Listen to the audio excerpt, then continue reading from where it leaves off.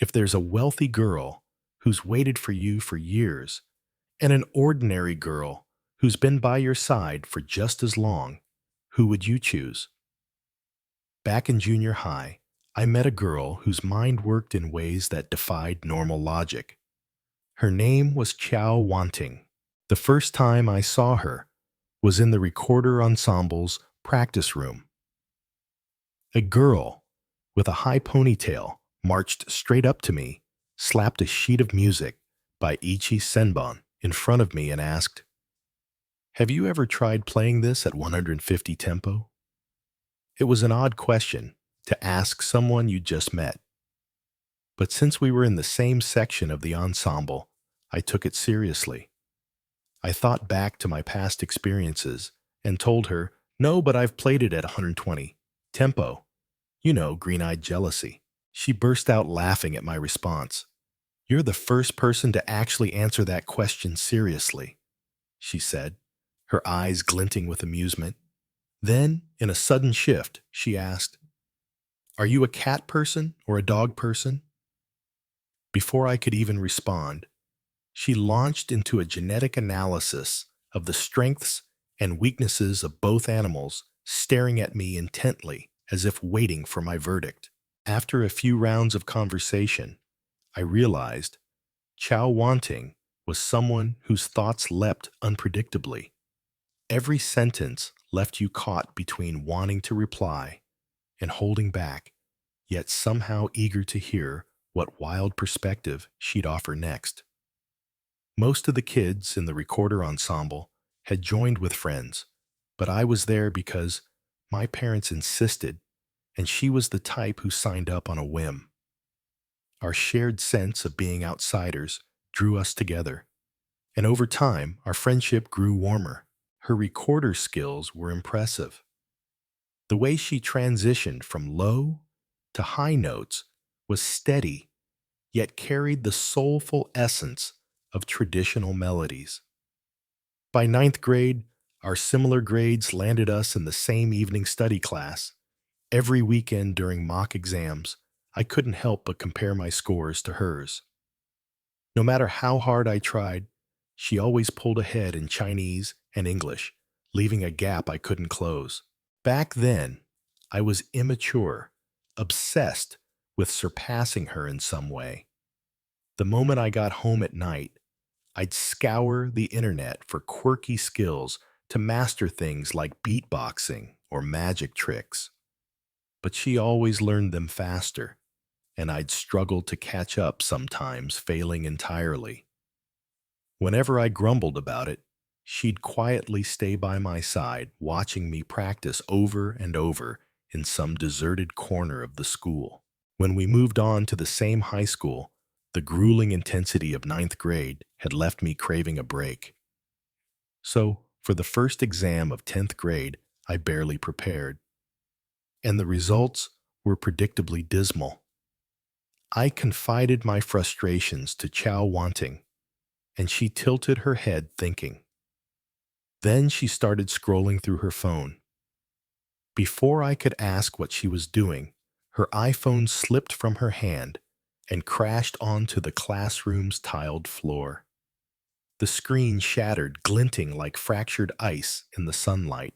"Hand slipped," she said calmly, nudging the broken phone with her toe. She borrowed my phone, called her dad, and said, "My phone's broken.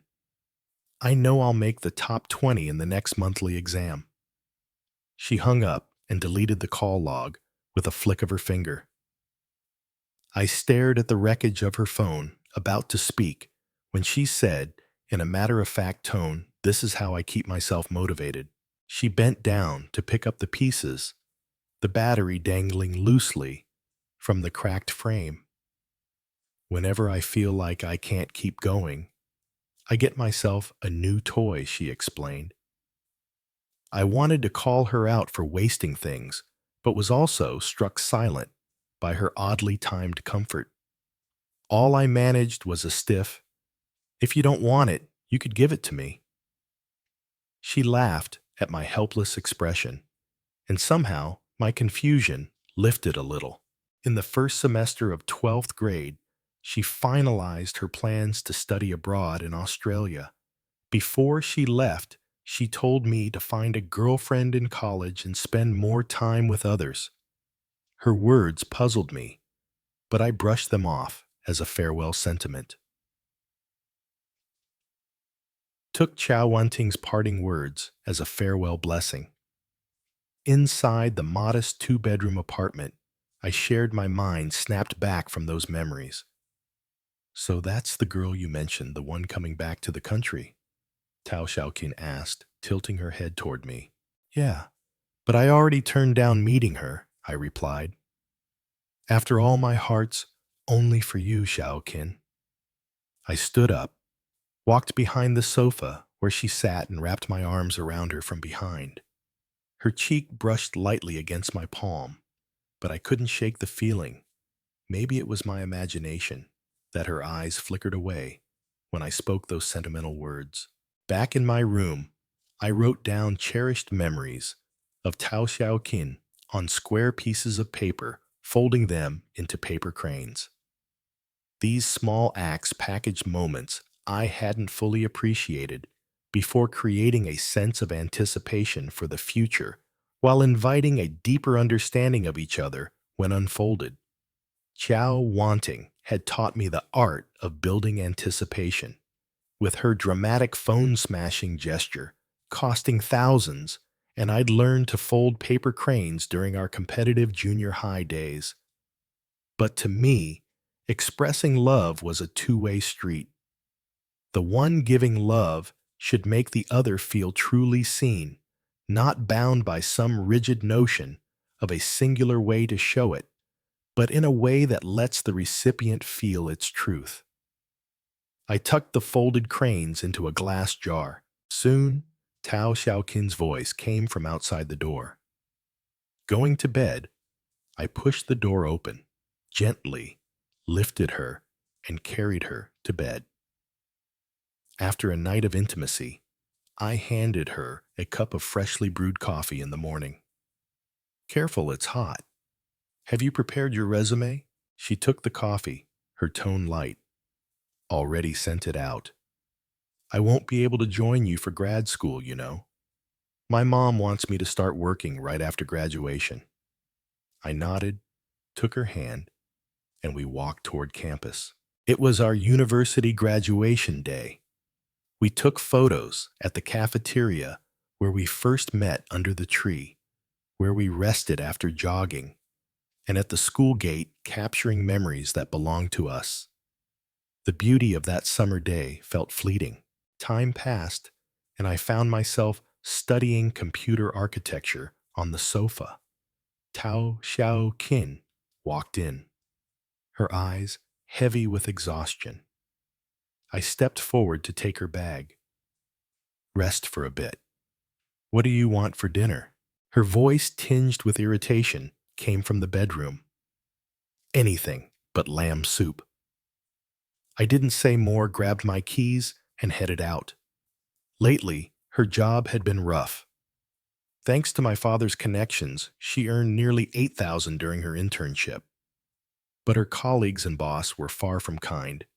One coworker in her department pinned a failed test on her, and her superiors told her to learn from this so-called senior. She wanted to quit, but felt indebted to my family. Her single mother, raising her alone, also urged her to stick it out, warning that finding another job wouldn't be easy. Under all this pressure, she'd been shutting herself in her room more often. Dinner that night was another silent affair. During our evening walk, she refused to hold hands, citing my sweaty palms as an excuse. Back home, I stared at her closed bedroom door and sighed inwardly. At graduation, we'd braved the heat hand in hand, wandering the campus, talking endlessly over meals. Now, I could only try to accommodate her mood, tiptoeing around her temperament. Alone that night, I gazed at the sky, recalling the promises I'd made to her to climb mountains together, to share heartfelt passion. In a daze, My thoughts drifted to the early days when I first met Tao Xiaoqin. It was the third week of my computer science program, and an assignment on the LANAC system was already making me regret my choice of major. The LANAC system assignment was making me regret my choice of major. Sitting on my dorm bed, I scrolled through my contacts, reaching out to the few people I knew from my English class group. Most were busy, but Tao Xiaoqin was the only one free.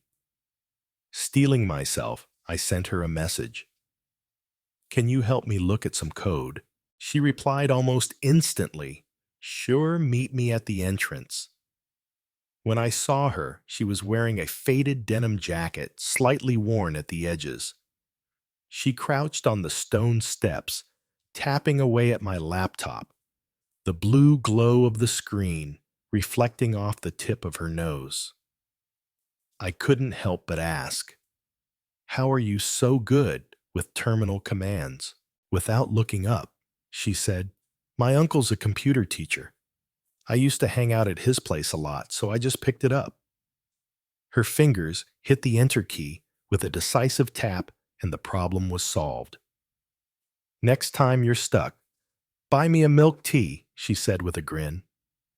I thanked her, grabbed my laptop, and headed off. A few nights later, as I was gearing up for a jog, I ran into her again. She was holding a slightly chipped thermos, waving at me as I prepared to start running. I vaguely recalled overhearing her mention plans in class, so I asked, "Didn't you say you were coming with a friend?" "My roommate bailed," she said, kicking at the white line on the track. "He's the one who said he wanted to lose weight, but whatever, I'm here, so I might as well run a few laps." Her expression was tinged with disappointment, and on impulse, I blurted out, "Why don't I run with you?" The moment the words left my mouth, I regretted it. Who invites someone they barely know to jog together? But she set her thermos next to mine and said, "Fine, but don't complain if I slow you down." I took the lead, breaking the wind for her and deliberately slowing my pace to match hers. By the time we neared 800 meters, she was panting and visibly slowing down. Sure enough, on the second lap, she stopped dead in her tracks. "One more step, and I'll drop dead," she gasped. I pointed toward the track's exit. "I've got 2 more laps. You can head back." But when I circled back out of breath, I found her still there, sprawled unceremoniously on the ground, staring at the sky.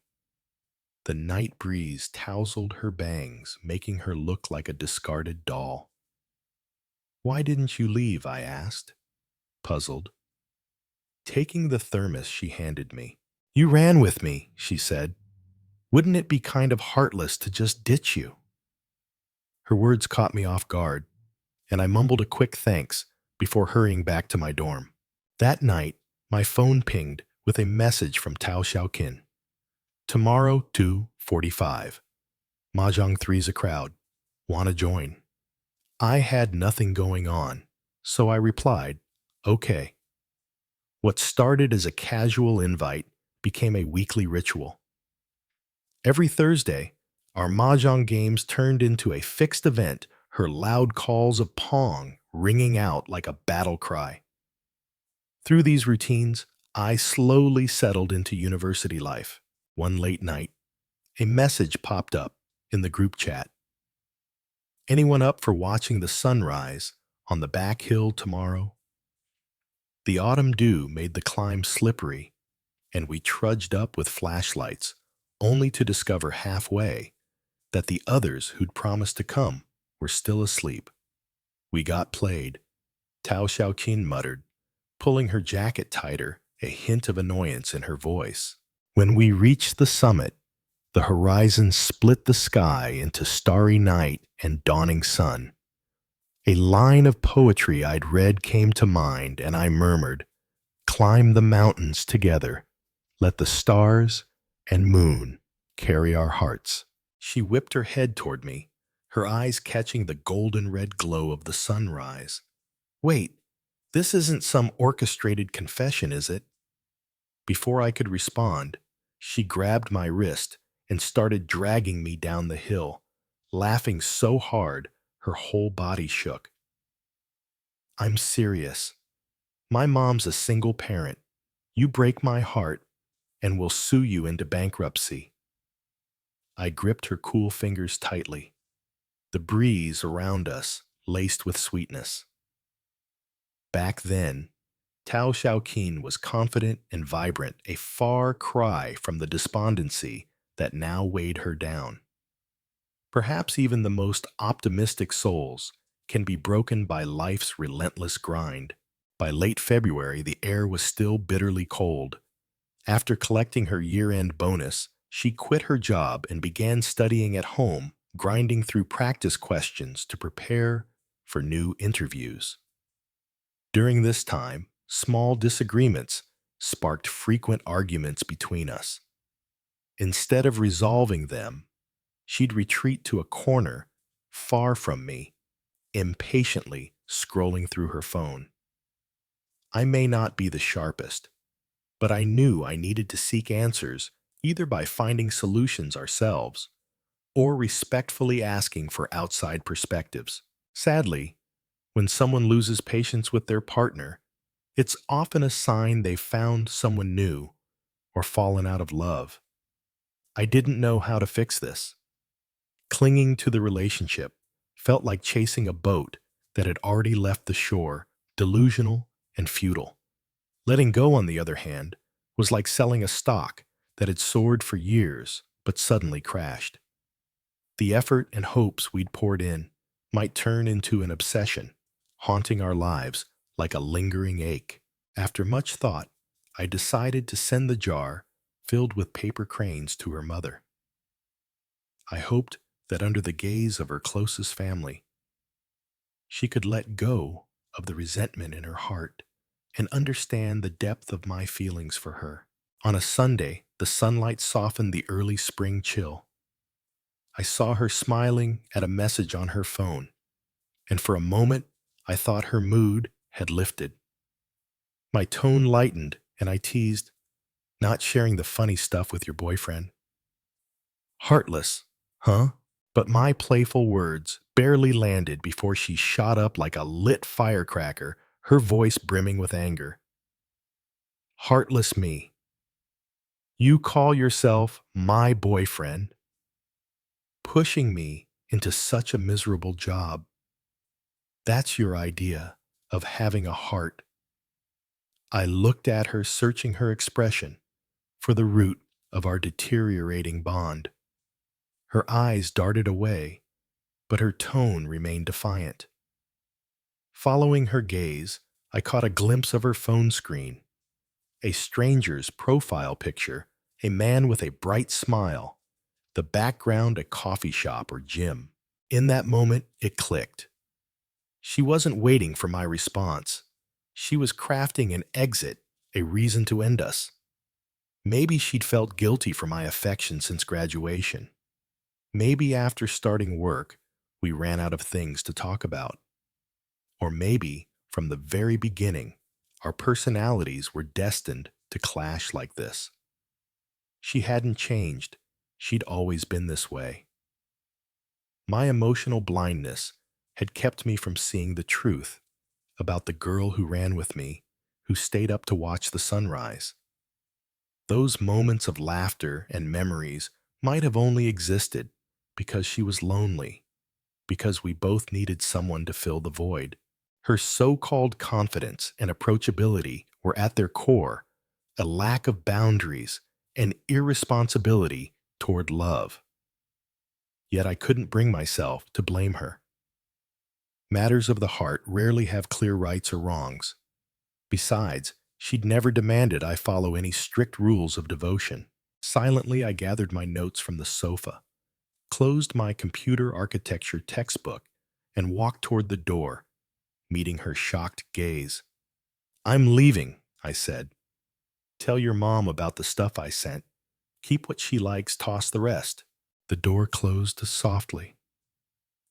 I feared a louder sound might jolt her into chasing me or waver my resolve to finally let go. As I walked down the street, the spring breeze carried a faint chill. I'd thought I could end this relationship rationally, but in truth, I was terrified. If letting go were so easy, the world wouldn't be filled with so many people trapped by love. Our breakup came as no surprise. To her credit, Tao Xiao showed some conscience covering the rent and utilities we were supposed to split. I'd barely moved back home when a message from my mom hit me. Grandma had fallen and was hospitalized. She and Dad would take turns caring for her. So this year's Qingming ancestral rites were on me alone. Staring at the screen, I felt life collapsing, like Domino's love work and family crashing down within a month of the breakup. I wanted to ask if we could postpone, but in the end, I just replied, okay. The older generation's traditions weren't to be trifled with, especially since it was our family's turn to lead the rites. So, I set off alone for our ancestral graves in the south. At a primary school near the cemetery, I unloaded a box and stacks of joss paper from the car, heading toward the familiar path. It was only late March, but sweat already soaked my clothes before I reached the site. The uphill trail was lined with tombstones, gleaming coldly under the scorching sun, and the overgrown weeds scratched at my ankles. I didn't bother looking down. No one was there to care about the red marks on my skin, just as no one would ask if my hands got burned while lighting the joss paper. As I finished burning the offerings for our 14th generation ancestor, I spotted a figure approaching a girl in a white dress and a pink, wide-brimmed hat. "You're still so dutiful," Qiao Wanting said, with a smile, stepping over the prickly grass to hold her umbrella over me, shielding me from the sun. Rubbed my eyes, in disbelief, half convinced it was a ghost, before cautiously asking Qiao Wanting, "How did you know where my family's graves are?" She put on an innocent expression, but dropped a bombshell. "Someone didn't bother visiting me after I returned to the country, so I had to track you down with the locator I slipped onto your phone." Shocked, I fumbled to check my phone, only to realize she was teasing me. She reached out and pinched my cheek. "You're still so easy to fool. As for how I knew about your family's graves, you complained to me once about a primary school next to a cemetery, with facilities way better than our junior high." Annoyed, I swatted her hand away. "Why do you still love pinching my face? Is it really that pinchable?" She glanced at the smoldering ashes of the joss paper, her tone soft and measured. "Distraction is the best way to heal sadness. Besides, you're the one who ran to me after a senior in the recorder ensemble pinched your face, asking what made it so pinchable." Her sincere comfort stirred a sigh within me. Qiao, Wanting a friend I hadn't seen in years, knew how to tend to my emotions. Yet with Tao Xiaoqin, perhaps I'd only been spared worse because I hadn't met a crueler person. Noticing my self-deprecating smile, Qiao Wanting nudged my side with her elbow, her usually calm voice carrying a rare edge of anger. "Thinking about Zhao Xiaoqin again." "Don't you mean Tao Xiaoqin?" I looked at her puzzled, and she continued with mock seriousness. "Aren't people who betray their partners basically orphans?" I chuckled, nodding at her characteristically blunt logic, but my mind wandered. How did she know about me and Tao Xiaoqin? I believed sharing a relationship publicly honored it. But I hadn't posted any long-winded rants online, had I? Giving up on overthinking. I asked directly. How do you know? She's the one who ruined things. She shot me a look as if I were clueless. Don't I know you? With that habit of blaming yourself the moment things go wrong, you'd probably blame yourself for at most 1 out of 10 breakups. Qiao Wanting said, her tone shifting to that familiar mix of calm and mischievous delight.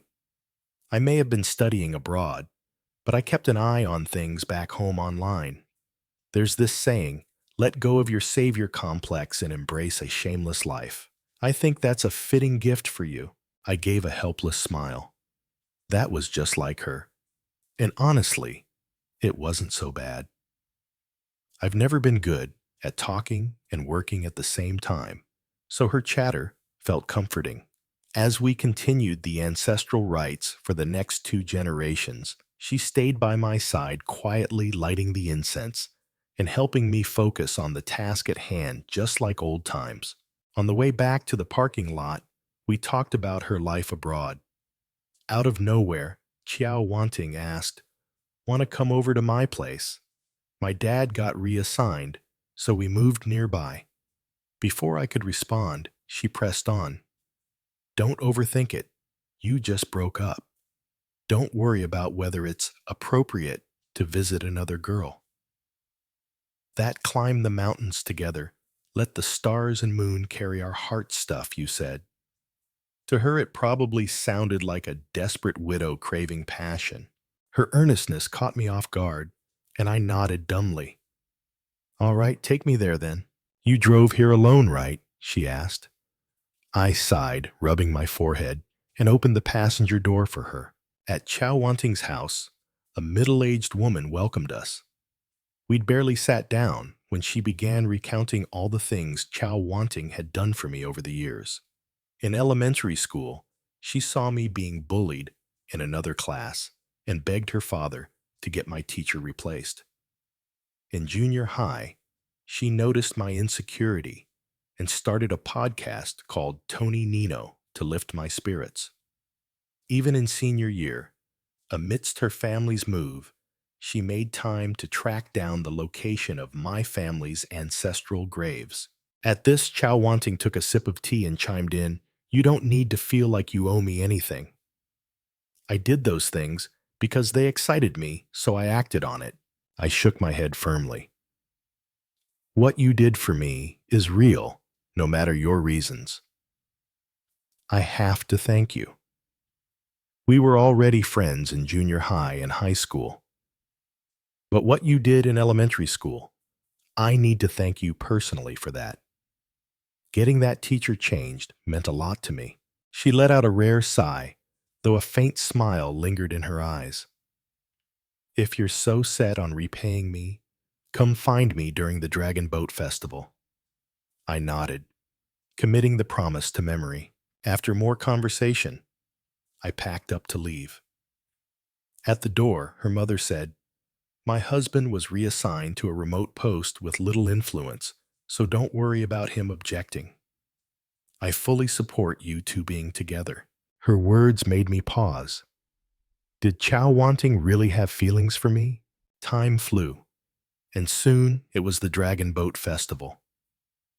We grabbed lunch at a roadside stall before heading to a grassy field she'd mentioned.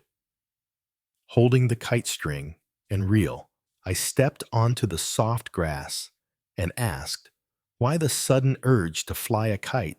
"I'm studying the physics of kites," she said. "Didn't you switch to new media arts in France?" I countered. "And I don't see you carrying any equipment." The wind whipped across the field, and the electric blue kite in her hands fluttered like an unruly bird. She raised it above her head, the early summer sunlight filtering through the kite's edges, casting dappled shadows across her face. Only then did I notice the subtle smile tugging at her lips. "Okay, fine," she admitted. "You once told me your parents promised to take you kite flying, but it kept getting postponed. I've never tried it either, so I figured I'd bring you." "So I brought you along," Qiao Wanting said. Her words triggered a memory. I'd mentioned the unfulfilled kite-flying promise to Tao Xiaoqin when I took her to meet my family, but she'd brushed it off as idle chatter, and I lacked the courage to ask her to make up for it. Was this why Qiao Wanting urged me to find a girlfriend before she left for abroad to help me understand what it felt like to truly like someone? I pushed aside the jumble of thoughts and focused on her instructions for flying the kite. "Don't grip the spool too tightly," she said, her voice calm but clear enough for every word to sink in. "When the wind's at 7 meters per second, keep the string at a 45-degree angle." After another failed attempt, I glanced at her questioningly. She met my gaze, pointing at the kite crumpled on the ground. "We're not going home until we get this right. What data did you check?" I took the kite string from her. "I watched 3 videos last night. In theory, we should nail it on the third try." But when the kite crashed into the grass for the third time, Qiao Wanting flopped onto the ground, her white shirt streaked with grass stains. I didn't know what she was up to, but followed suit lying beside her. Catching me mimicking her, she stared at the sky and said, "Theory's wrong." She closed her eyes as a gentle breeze brushed our faces. Then her heartfelt words drifted to me on the wind. "Turns out, I make mistakes too. I used to think we should seize every chance to experience everything, go to the best universities, see the grandest views. But I'm not the best of the best. Competing with the world's top talents, I felt pressure like never before." The wind died down, and she turned to face me. "I'm sorry for what I said before I left about how you should dive into love in college. You've always listened to me, but you shouldn't force what doesn't fit." She stood, pulling me up for our 4th attempt. This time, the wind softened, and the electric blue kite broke free from gravity, tracing a clumsy but determined arc across the early summer sky. Panting, she leaned closer, her notorious hands pinching my cheeks. Relationships can start over, but love can't. Sunlight filtered through her trembling eyelashes, casting delicate shadows on her face. I noticed the subtle swallow at her throat, proof that even she, always so composed, could be nervous. "So, I don't want an answer." "Right away," she said. "At least don't regret choosing me as your girlfriend later." When we reeled in the last of the string, she looked up at me. It didn't take long for me to fall for her carefully orchestrated pursuit. While helping me pack for our new, shared life, she spotted a paper crane that had fallen to the floor. "Remember? In junior high," she said, "when you ran to me, all excited, saying A4 paper's aspect ratio is 1 to the square root of 2, and cutting off 21.4 centimeters makes a perfect square for folding cranes." I laughed, picking up her thread. "And you, with that viral confused meme face, showed me how to fold and cut a sheet to get a 1-1 square." She unfolded the crane, her expression shifting as she read its contents. Embarrassed, I reached to snatch it away, but she flashed a mysterious smile.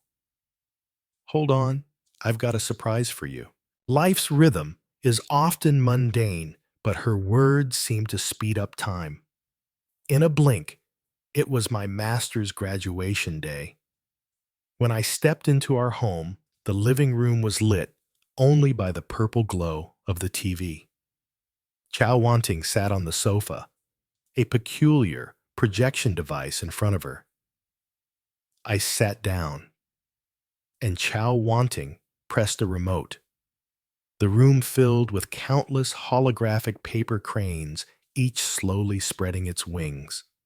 To my astonishment, as each crane unfolded, it revealed a moment from our shared past, a photo of us winning first place in the recorder ensemble, A snapshot of me helping her with volunteer hours in high school, the kite soaring over the grasslands.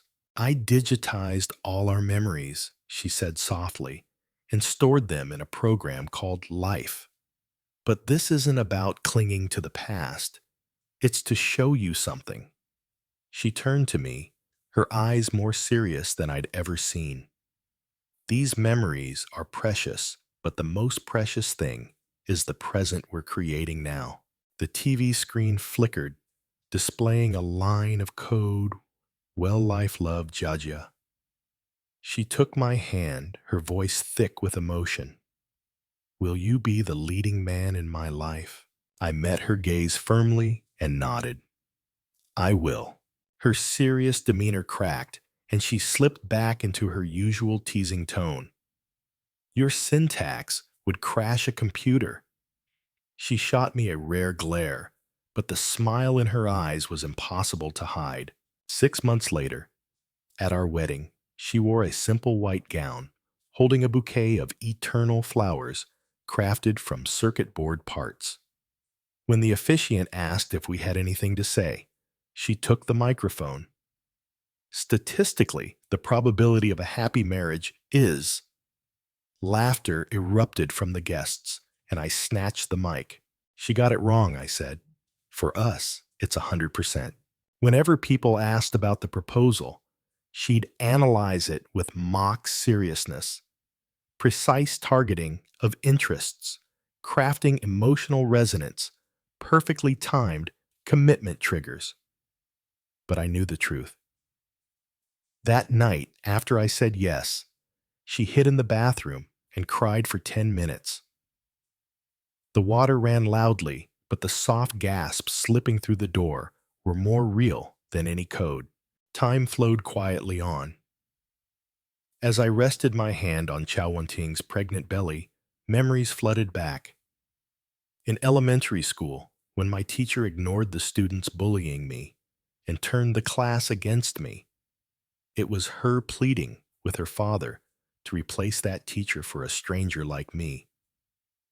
In junior high, when I couldn't even master the basic sound for beatboxing, she patiently explained the mechanics of pronunciation, watching me try again and again. Yet this same person, so selfless, had once cried at my family's ancestral graves heartbroken over failing to get into her dream university. She'd even apologized meticulously for suggesting something that unintentionally hurt my feelings. My gratitude for her felt endless, yet it didn't need to be spoken. If you asked what I'd want to tell our child, I'd say, life won't always be smooth or joyful. I wish you courage and strength to achieve the goals you set for yourself. Extra. Qiao Wanting's perspective. My name is Qiao Wanting. From a young age, my father, the general manager of a listed corporation, taught me to evaluate people. Dinner table conversations always revolved around human worth and the motives behind actions. Over time, I developed a habit of judging everything and everyone I encountered. But in 5th grade, I saw a lanky boy picking up trash in a spot our classmates ignored. Carefully, placing it into a washed plastic bag he carried. His odd behavior piqued my curiosity, and I asked what drove him. Embarrassed, he turned away, but after I pressed, he mumbled, "My grandma said good people get good rewards. I hope heaven sees my effort and makes the teacher and classmates I hate disappear. Plus, doing good makes me happy." As he spoke, his eyes sparkled with genuine joy. After sharing his reasons, Lin Yin seemed to sense I had no need to keep talking and hurried off. Just as he was about to turn the corner, I called out, "What's your name?" He turned back, scratching his head sheepishly. "I'm Lin Yin," he said with an embarrassed smile. Staring at the now clean ground, my curiosity about what drove people's actions flared. Back in the classroom, I approached the classmate who loved gossip and asked about Lin Yan. What I learned made me grip my notebook tightly. His homeroom teacher had been recruited from a rough middle school known for delinquents. Though praised for his teaching, their 5 students had transferred out of his class last semester alone.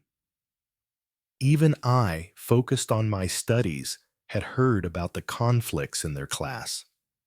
Recently, Lin Yinan had been pushed to seek solace in good deeds because he'd fought back against bullies, giving one a mild concussion.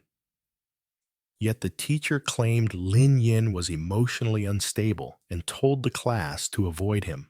Before that incident, Lin Yin had tried everything, reasoning with the bullies, reporting to the teacher, even hiding from them. His parents had escalated the issue to the school, explaining how he was robbed and harassed after class, forcing him to retreat to empty corners during breaks. None of these cries for help were addressed. He endured a semester of this, his hope crumbling into despair, until his silent suffering erupted, finally forcing the teacher to take notice. But the teacher's response was laughable. The next day, he had the class close their eyes and raise their hands to vote on who'd be Lin Yin's friend, then announced that over half refused declaring Lin Yin the problem.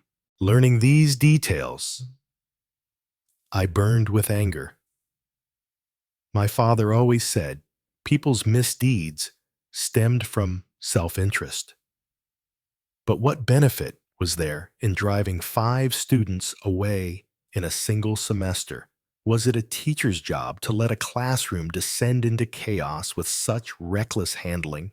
If I weren't well-read and outside their class, what child under 12 could endure that environment long enough to see the flaw in such management? I told my father about a pressure point I believed could influence the school, explaining that a friend in that class was miserable and needed help. He looked at me with a playful tone. Wanting, you're still young, but let me ask, what leverage do you have to convince me to step in for a kid who's no relation to us? I cast aside the emotional pleas I'd rehearsed and met his gaze directly. I see this as a chance to learn how to remove someone with prestige in an organization who produces negative results. He chuckled warmly. I thought you'd bargain with your own progress to win me over. Then, glancing at a photo of my grandfather, he said with a sigh, since you already grasp this, I'll be blunt. I got where I am thanks to your grandfather's influence and the era's opportunities. I don't expect you to achieve greatness, but I hope you'll become a wise decision maker. By the time I entered 6th grade, Lin Yin's teacher had been replaced. I visited the corner where I'd often seen that helpless boy. There he was, chatting with a friend, holding paper card games. A chubby boy with a beaming smile was chatting with Lin Yin. Yan, your grades are so good, you'll definitely earn enough points. Then we can play with Legos together. Lin Yin, no longer the shy boy I'd seen before, responded naturally. Everyone's after those points. I can't guarantee I'll make the top 3. But the school switching teachers is already a big win. Seeing the genuine smile on his face, I felt an unexpected sense of accomplishment. In junior high, I heard the school's recorder ensemble often qualified for provincial competitions. Eager to experience the thrill of big events, I signed up. After passing the audition, I was assigned to the high-pitched melody section. Stepping into the practice room, I spotted a familiar figure, Lin Yin, but he didn't seem to recognize me, engrossed in practicing a solo piece for the competition. Though I'd never told him, seeing someone I'd helped forget me stirred a wave of irritation. So the moment class ended, I gave him a playful verbal jab. His flustered expression, caught between wanting to speak and holding back, lifted my mood instantly. But since neither of us knew the many people in the ensemble, and we were in the same section, we naturally became each other's only friend in the group. In 8th grade, after our ensemble won first place in a major competition, we got sudden news that the provincial contest was canceled. Even our instructor, after asking the principal, had no clue why. With club time now freer, we spent more hours talking. During one chat, Lin Yin mentioned stumbling across a gaming tutorial series online called Tony Nino. Watching those videos boosted not just his gameplay skills, but his confidence too. He wished someone would create a real-life version of Tony Nino to help him become a better person. I pinched his cheek and teased, "Do 10 push-ups and 20 sit-ups every day, and you'll build muscle and become that better person." To my surprise, the next morning I saw him on the field doing sit-ups. It made me wonder if I had enough in me to actually create a real-life Tony Nino. That same day, I bought a recording microphone and planned to release my first project on a podcast platform I knew well. Unlike fictional heroes who succeed at everything, my first few episodes got barely any views. But I wasn't discouraged. Making that content gave me a sense of fulfillment, and it let me show off a bit in front of Lin Yan. By 9th grade, when we were assigned to the same evening study class, those skills came in handy in our interactions. We ended up at the same high school, but my plan was to attend a top university in Australia and see its stunning landscapes, so our contact dwindled. Lin Yan wasn't much for words. He'd only offer a simple, "keep going," after we finished jogging or volunteering at the library. But that small encouragement fueled me to tackle tougher university courses early and complete volunteer hours he couldn't join me for. I still remember early in high school when he asked how I stayed motivated. My mind was flooded with memories of him, and in my awkward silence, my phone slipped from my hand and hit the floor. Seizing the moment, I used a theory I'd just thought up to dodge his question about my lack of drive. I used a makeshift theory to brush off Lin Yin's question about my lack of drive for studies.